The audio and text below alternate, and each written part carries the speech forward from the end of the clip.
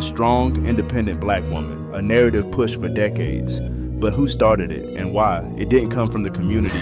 It began with media, government policies, and campaigns portraying black women as powerful and self-sufficient. This video is for black women and black women only. If you are not a black woman, please scroll.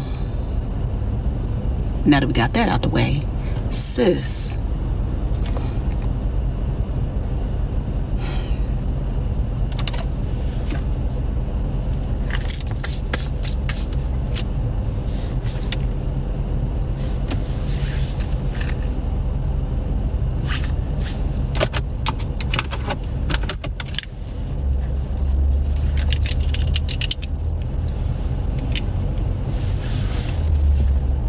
Corporations jumped in, promoting the image of the self-made woman to sell products and profit off independence. But behind the scenes, policies worked against black families, dividing and controlling them. Living. The man in the house rule was written to prevent welfare cheating, to make sure that aid to families with dependent children would go only to families headed by mothers. But the effect of the man in the house rule is to create for children an atmosphere of investigation and surveillance, and thus the welfare system in its operation turns out to be a system to make life harder for children. The welfare system helps the disintegration of the American family. It offers money to families if the fathers will leave them and stay away, in that sense undoing the very stability of the family and taking away one of the two parents that children, of course, need. And what I have seen, I'm afraid to say, all over the country is that the legal system works against the best kind of home for these children. In the 80s and 90s, mass incarceration and job discrimination targeted black men, while black women were sold a new dream: independence, degrees, and careers. It wasn't empowerment, it was isolation. Many black women were left to raise children alone, while the family unit fell apart. This was never about building black communities, it was about weakening them. Divide and conquer. When you separate, you control. It's time to break the cycle, rebuild trust, and reclaim the unity we deserve. Together, we're stronger. Restoration is when God takes you back and gives you what generations lost, when God gives you what they lost hundreds and hundreds of years ago. When my father is building these communities, I know him well enough to know that he's not even thinking about a house that he lost. He's thinking about a house his ancestors were never even allowed to buy. The feminist movement is one of the biggest reasons for the marriage rate, the divorce rate these days. Yes, because women have become so masculine. A woman gets in her masculine energy.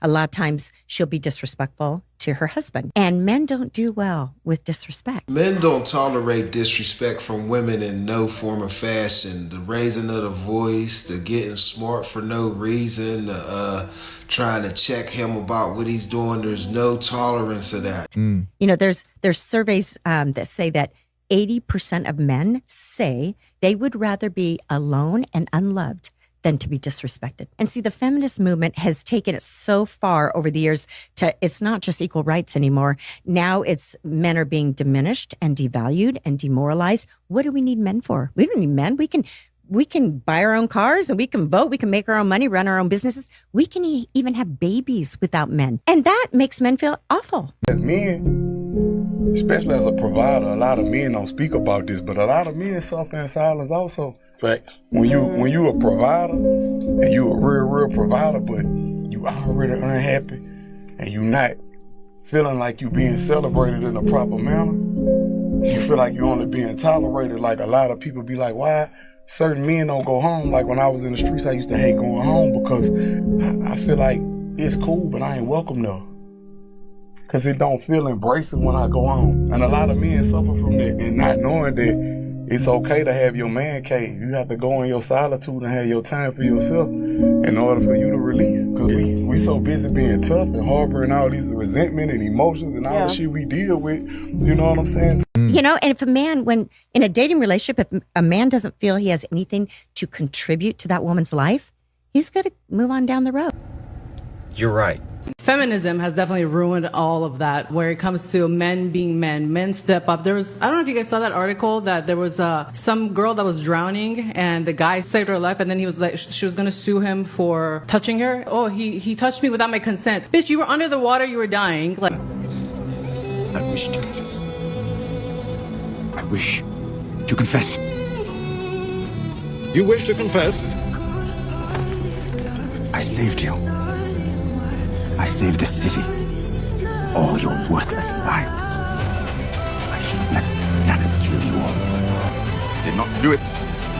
I did not kill Joffrey, but I wish that I had. Watching your vicious bastard die gave me more relief than 1,000 lying whores. I wish I was the monster you think I am. I wish I had enough poison for the whole pack of you. I would gladly give my life to watch you all swallow it. Like, he literally saved your life, and she's like, well, for a brief moment, I was grateful that I was alive. This is why men don't step up, because when they do the right thing, they get crucified. If you want better men, be better women, because it starts with you. How you act, how you carry yourself, how you talk to them. Treat a man like a king, he'll treat you like a queen.